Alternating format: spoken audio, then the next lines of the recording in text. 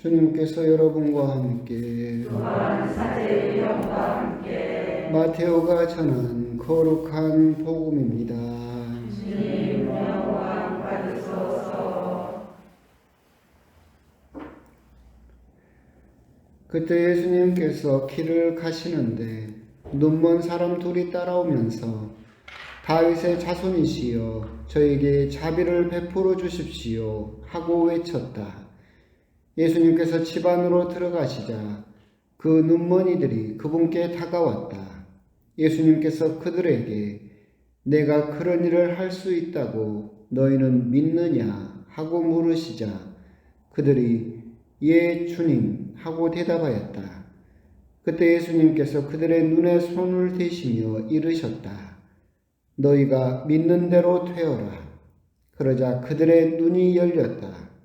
예수님께서는 아무도 이 일을 알지 못하게 조심하여라 하고 단단히 이르셨다. 그러나 그들은 나가서 예수님에 관한 이야기를 그 지방에 두루 퍼뜨렸다. 주님의 말씀입니다. 그리스도님 찬양합니다.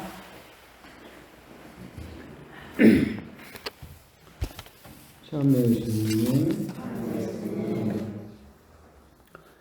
날이 갑자기 추워진 건지 추워질 때가 돼서 추워진 건지 모르겠지만 주변에서 또 갑자기 또 추워져서 그런지 감기 걸리신 분들도 많고 요즘은 또 감기 걸렸다고 아무리 이야기를 해도 주변에서는 코로나인가 하고 의심스럽게 쳐다봐가지고 감기도 마음 편하게 걸리지 못하는 또 그런 시간인 것 같습니다. 이제 어느덧 12월도 되었고 또 차츰차츰 또 성탄 준비도 그렇게 해야 될 것 같습니다.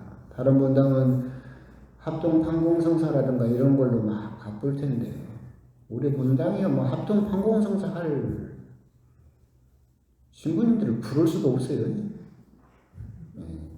불러봤자 한 30분이면 30분도 안 돼서 끝나볼 것 같고 그래서 대림 시기에 짬짬이 시간을 내셔서 평일 미사 전에 성사실도 또 신자분들이 고생해서 또 이쁘게 만들어 놨으니까 이렇게 보시면서 대림 시기를 또 그렇게 준비하셨으면 좋겠습니다. 오늘 복음은 대림 시기 중에서 눈먼 사람 둘이 따라옵니다. 근데 이제 오늘 복음을 보면 저는 그런 생각이 드는데 참 예수님도 까칠하다라는 생각이 듭니다.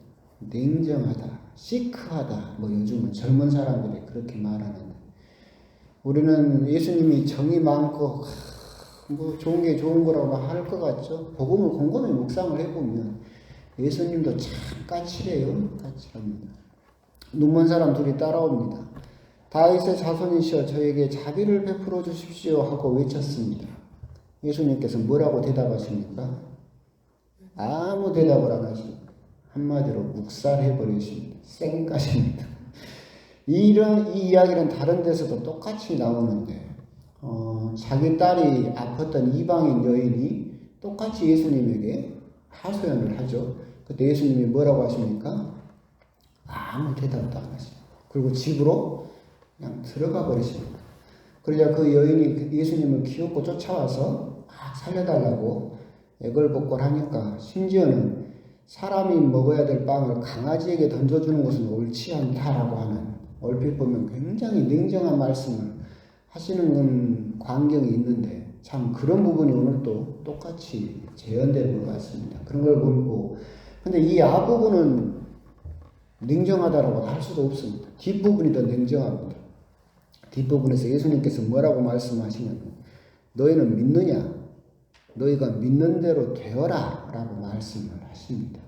이 말씀을 곰곰이 묵상하면 이게 사실은 굉장히 큰 우리들에게는 굉장히 큰 은총의 말씀이면서 동시에 굉장히 어떻게 보면 위험한 도전의 말씀이기도 합니다. 믿느냐? 믿는 대로 되어라. 여러분들 오늘 복음 같은 상황에서 예수님께서 믿느냐? 너희들이 믿는 대로 되어라 그러면 여러분들은 여러분 두 눈이 다 떠졌을까요? 우리는 한쪽 눈만 슬그머니 반은 믿고 반은 의심하고 그러니까 두 눈이 있어도 한쪽 눈만 떠지던가 아니면 못 뜨던가 그랬을 것 같아요. 그 부분은 우리가 여러분들이 좋아하는 드라마라든가 연속곡을 보더라도 그 마지막 편에 열린 결말로 끝나는 드라마들이 있잖아요. 그러니까 여러분들은 다 해피엔딩, 복수 짠하고 딱 깔끔하게 끝났으면 좋겠는데 결말이 열린 채로 끝나는 거예요. 그러니까 주인공이 그 집에 들어가는 순간 딱 끝나. 그 집에 들어가서 정말로 어떻게 했는지는 여러분 상상에 따라서 결론이 바뀔 수 있는 거. 그것이 열린 결말이잖아요. 주인공의 선택에 따라서 이렇게 될 수도 있고요. 저렇게 될 수도 있고 그것이 열린 결말이라고 하는데 오늘 복음이 해피엔딩으로 끝나서 그렇지 사실은 예수님도 열린 결말이죠. 네가 믿으면 눈을 뜰 것이고 못 믿으면 못 뜰 것이고 반만 믿으면 한 눈만 뜰 것이고 열린 결말을 그 사실이 굉장히 우리들에게 은총이면서 동시에 사실은 무서운 말씀이기도 합니다. 차근차근 한번 봅시다. 예수님께서 길을 가시는데 눈먼 사람 둘이 따라옵니다. 복음에서 눈먼 사람을 치유해 주시는 것은 총 3번 나오는데 에리고 소경도 낫게 해주시고 하셨는데 여기에서도 이제 눈먼 사람 둘이 따라옵니다. 다윗의 자손이시여 저희에게 자비를 베풀어 주십시오라고 예수님을 불러 세웁니다. 예수님께서는 복음을 여러분들이 보시다 보면 다윗의 자손이시여라고 부르는 호칭에는 대부분 응답을 하지 않으십니다. 아까 그 자기 딸을 살려달라고 찾아왔던 시로페니키아 여인 그 여인도 예수님을 뭐라고 불렀어요? 다윗의 자손이시여라고 부릅니다. 복음서를 보시면 예수님께서는 다윗도 시편에서 그리스도를 주님이라고 불렀다. 그런데 그리스도가 어떻게 다윗의 자손일 수 있겠느냐? 즉 유다인들이 품고 있던 다윗 왕 때의 왕국을 다시 세우는 그리스도 그것을 예수님께서는 거절하시는 거예요. 그래서 다윗의 자손이시여라고 부르면 예수님께서는 꾸중하시기도 하셨고 그렇게 부르는 응답에 대해서는 대부분 응답을 하지 않으셨어요. 왜 그러냐면 그렇게 부르는 호칭이 잘못되었기 때문에 그렇다라고 하는 거죠. 이 부분에서 우리가 첫 번째 묵상해야 될 부분은 다른 복음에서도 있는데 내가 예수님을 제대로 부르고 있느냐. 이 두 명의 눈먼 사람은 다윗의 자손이시여 저에게 자비를 베풀어 주십시오라고 하는 다윗의 자손이라는 호칭은 그냥 남들이 부르는 말을 들었을 뿐이죠. 남들도 예수님을 다윗의 자손이라고 부르니까 그 말을 따라서 불렀을 뿐이에요. 자기들의 믿음이라든가 자기들의 경험이라든가 체험이 없어요. 그러니까 여러분도 요즘에 성당 가면 신부님이나 수녀님이나 대모님이나 대부님이 부르는 그대로 그냥 앵무새처럼 칠치면 따라 부를 뿐이죠. 나의 체험이 없으니까. 그런데 예수님께서 거기에 응답하지 않으십니다. 그런데 이 사람들은 실망하지 않고 포기하지 않고 집까지 따라 들어가죠. 그러고 나서 이 두 사람 예수님의 질문에 대해서 이제는 뭐라고 대답합니까?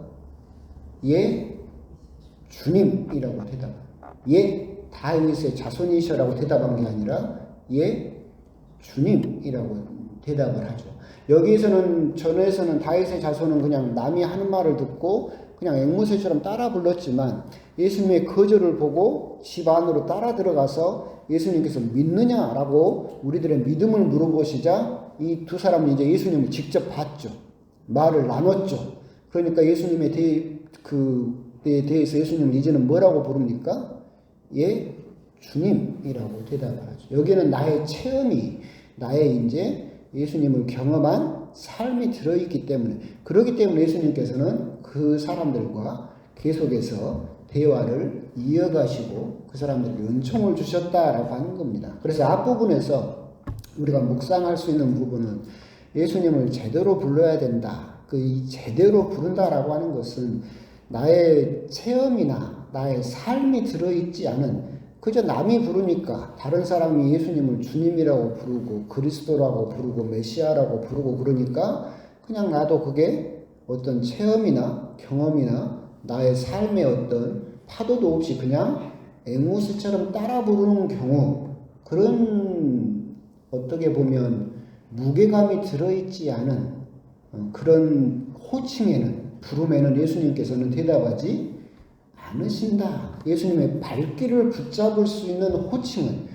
그것은 내 삶의 모습이, 경험이 들어있는 부름이어야 예수님의 발길을 붙잡을 수 있다라고 하는 겁니다.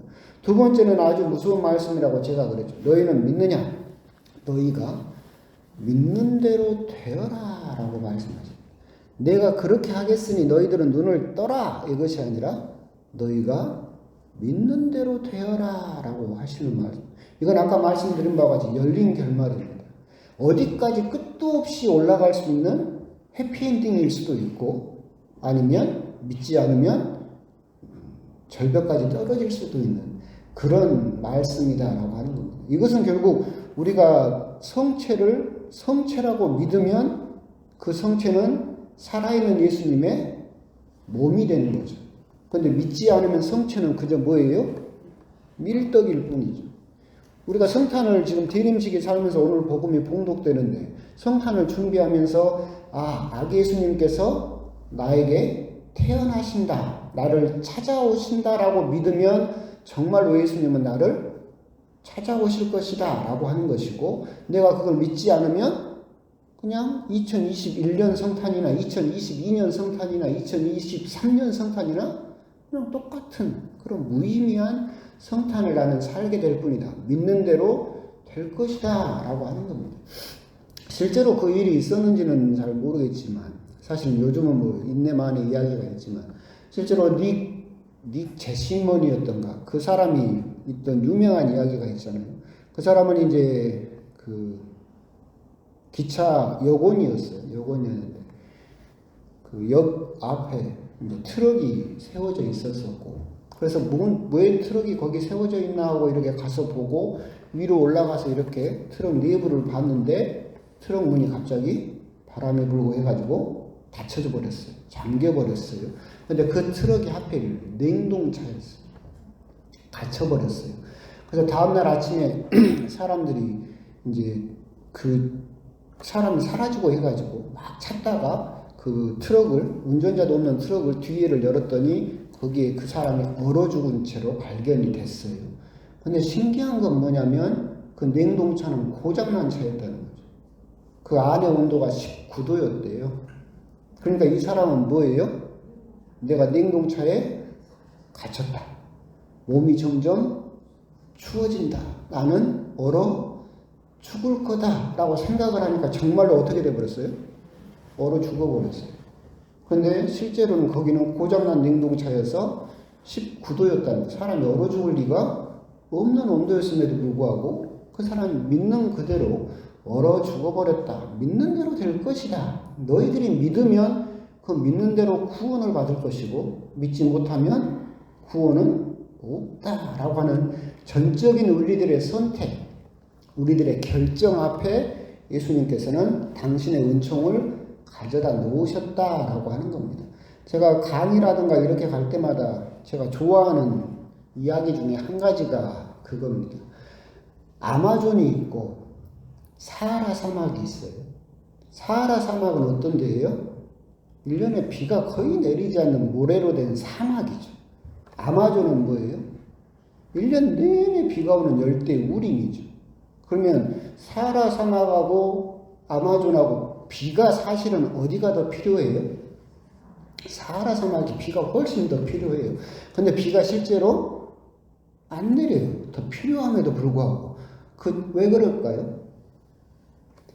땅의 물이 하늘의 물을 끌어당기는 거예요. 아마존은 자기가 물을 가지고 있어요. 그래서 물이 증발해서 구름을 만들고 그 구름에서 다시 비가 와요. 사하라 사막은 모래뿐이죠. 자기가 물을 가지고 있지 못해요. 그래서 증발시킬 물도 없고 구름을 만들 물도 없어요. 그러니까 다시 비도 안 와요. 계속 땅의 물이 하늘의 물을 끌어당기는 것이 자연의 법칙이듯이 똑같아요. 은총도 은총을 끌어당기는 거예요. 감사도 감사를 끌어당기는 거예요. 내가 은총을 가지고 있고 감사할 줄 아는 사람은 하느님의 감사를, 하느님의 은총을 끌어올 수 있어요. 근데 내가 은총이 없어요. 감사할 줄도 몰라요. 믿지도 않아요. 그러면 아무리 나에게는 물이 필요하고 은총이 필요하고 감사할 일이 필요하고 그리고 기적이 필요하다 하더라도 하느님께서 주려고 해도 그 기적을 끌어올 수 있어요? 못 끌어와요. 내가 그걸 끌어올 힘이 없어요. 오늘 복음도 똑같아요. 너희들이 믿는 대로 되어라. 이 두 사람은 믿습니다 라고 해서 이 사람들은 뭐가 있었느냐면 믿음이 있었죠. 그래서 그 믿음이 뭘 끌어오는 거예요? 기적을 끌어왔어요. 근데 이 두 사람이 믿음이 없었다 그러면 기적을 끌어올 수 있었겠어요? 없었다는 거예요. 오늘 복음에서 우리들도 똑같이 한번 묵상해 봐야 될 부분은 우리 역시도 은총을 필요로 하고 있고 기적을 원하고 있고 하느님으로부터 그런 감사할 것을 끌어당기기를 내려주시기를 원한다라는 것은 변함이 없지만 원하지만 그것은 하느님께서 그저 억지로 자 감사할 것 받아라 자 은총 받아라 이렇게 주시는 것이 아니다. 감사할 줄 아는 사람이 감사할 일을 끌어오고 은총을 가진 사람이 은총을 다시 끌어오고 그리고 믿음이 있는 사람이 기적을 끌어올 수 있는 것이다. 내 안에 은총도 없고 감사도 없고 그리고 믿음도 없다라고 한다면 하느님께서 아무리 주시려고 해도 그것을 받아들일 수가 없다라고 하는 점, 그런 점을 우리들이 묵상을 해보실 필요가 있겠다라고 하는 겁니다. 나는 과연 하느님에게 은총과 감사와 기적을 원한다라고 한다면 과연 그것을 끌어올 수 있는 나 자신의 감사와 나 자신의 은총과 나 자신의 믿음이 과연 나에게 있는지 그 부분에 대해서 한번 곰곰이 묵상을 해봐주시면 좋겠습니다. 아멘.